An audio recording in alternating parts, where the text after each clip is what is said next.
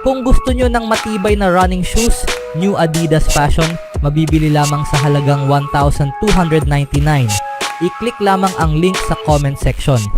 Si Dwight Howard, DeMarcus Cousins at Quinn Cook ay maglalaro ng magkasama para sa Taiwan Mustangs sa Asian Tournament sa Hulyo, ayon kay Shams Charania ng Stadium at The Athletic. Inanunsyo ng Mustangs ang pag-sign kay Howard noong May 30. Si Howard ay huling naglaro para sa Taoyuan Leopards ng Taiwan T1 League, kung saan nakamit niya ang All T1 League First Team Honors. Si Cousins, isang bagong miyembro ng team, ay kamakailan lamang pinangunahan ang Taiwan Beer Leopards sa pagkapanalo sa Taiwan T1 League Championship, kung saan siya ay nanalo ng Finals MVP. Si Cook ay huling naglaro para sa dalawang team sa Baloncesto Superior Nacional, ang pinakamataas na profesional na liga ng basketball sa Puerto Rico.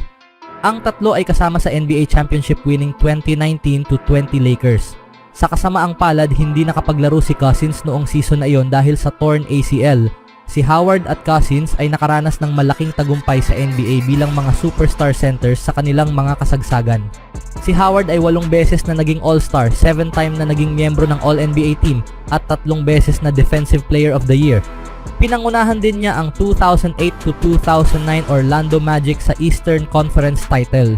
Si Cousins ay 4-time All-Star at 2 beses na All-NBA player na nag-average ng 25.2 points at 11.7 rebounds sa loob ng 4 na taon sa kanyang kasagsagan noong 2013-2017.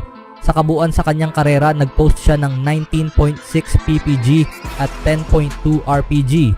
Ngayon, sila ay magkakampi sa Mustangs. Si Howard ang pangunahing tampok dito dahil siya rin ay bahaging may-ari ng team. Ang Asian Tournament ay nagtatampok ng maraming team mula sa buong kontinente na nagsasama-sama para sa kompetisyon. Ito ay kasalukuyang sinisimulan na. Sa ibang balita naman mga kaibigan, ang labanan sa loob ng series nitong 2024 NBA Finals ay ang tunggalian para sa MVP sa pagitan ni Jason Tatum at Jaylen Brown. At habang ang huli ang nag-uwi nito, ang pagiging di makasarili ay ang unang tumatak sa kanyang kasamahan sa team.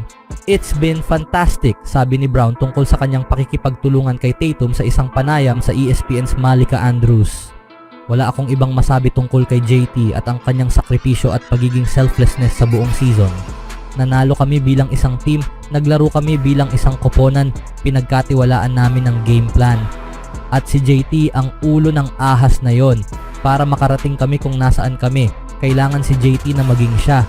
Ang pagiging di makasarili na iyon ay kitang-kita sa larong nagsara noong Martes nang magbigay si Tatum ng 11 assists sa 106-88 na tagumpay laban sa Dallas Mavericks.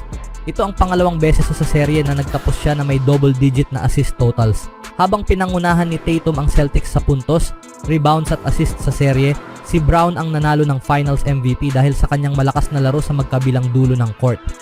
Maaring hindi nakatulong sa kaso ni Tatum nang siya ay nakapagtala lamang ng 38.8% mula sa field laban sa Dallas. Ngunit inilabas niya ang kanyang pinakamahusay na performance sa huli na may 31 points, 11 assists, 8 rebounds at 2 steals. Walang duda na si Tatum ay isa sa mga pinakamahusay na player sa liga. Ngunit ang paglalaro sa isang napakatalentadong team ay malamang na nagpapababa sa kanyang sariling mga numero. May limitadong bilang ng mga attempt sa bawat laro at sina Brown, Jrue Holiday, Al Horford, Derrick White, Kristaps Porzingis at iba pa ay kumukuha rin ng ilan sa mga iyon bawat laban. Ngunit malinaw na handang magsakripisyo ang star player upang matulungan ang kanyang team na maabot ang tuktok ng NBA at sila ni Brown ay nagtagumpay sa wakas pagkatapos sa halos marating ito sa 5 beses na pagpasok sa Eastern Conference Finals sa huling 7 taon. Hindi na ito magiging sorpresa kung magkakaroon muli ng isa pang di makasariling season at malalim na playoff run sa susunod na season. Ano sa tingin nyo mga kaibigan? Sa sumunod na balita naman mga kaibigan, hindi pa kailangan magpanik ng mga fans ng Warriors tungkol sa negosasyon sa kontrata ni Klay Thompson. Ayon kay Brian Windhorst ng ESPN na pinababa ang pangamba tungkol sa hinaharap ng longtime guard sa team habang papalapit siya sa unrestricted free agency sa kanyang panayam sa Pat McAfee Show. Ipinaliwanag ni Windhorst kung ano ang halaga ni Thompson sa puntong ito sa kanyang karera at kung ano ang maaaring prioridad ng 5-time NBA All-Star sa kanyang susunod na kontrata.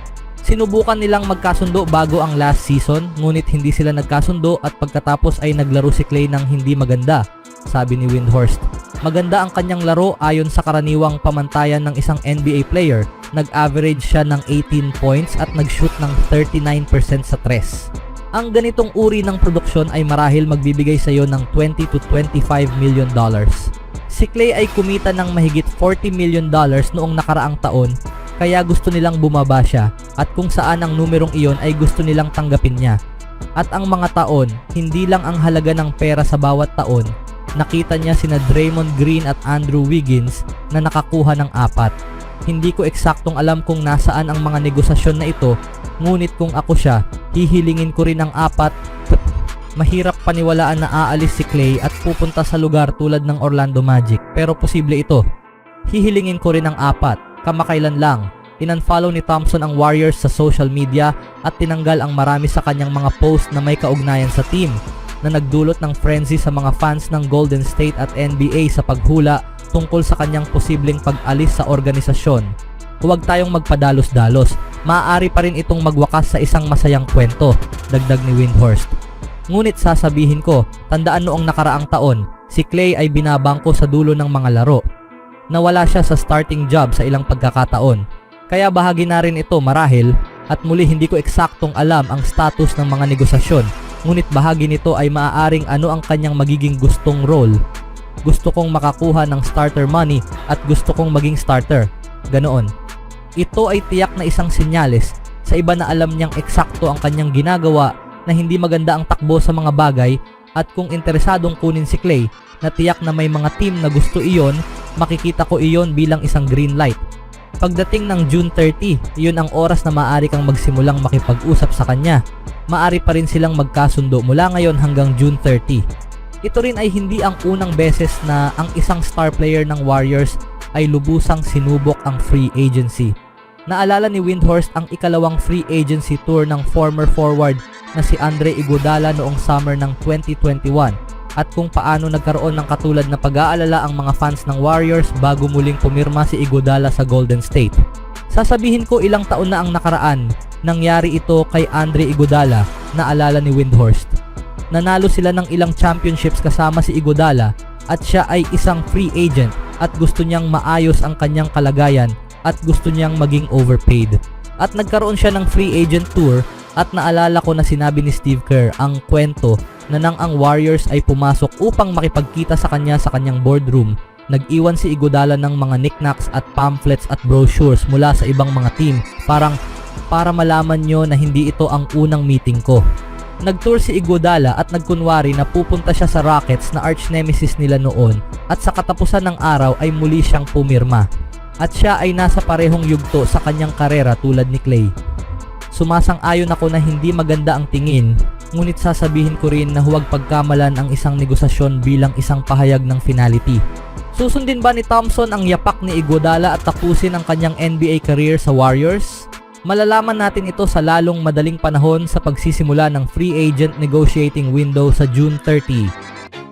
Always do it on my own, so I gotta get through it. And the only thing I know is to love what I'm doing. Never give up, never slow, till I finally prove it. Never listen to the no's, I just wanna keep moving. Keep my head up when I act, head up, that's a fact. Never looking back, I'ma keep myself on track.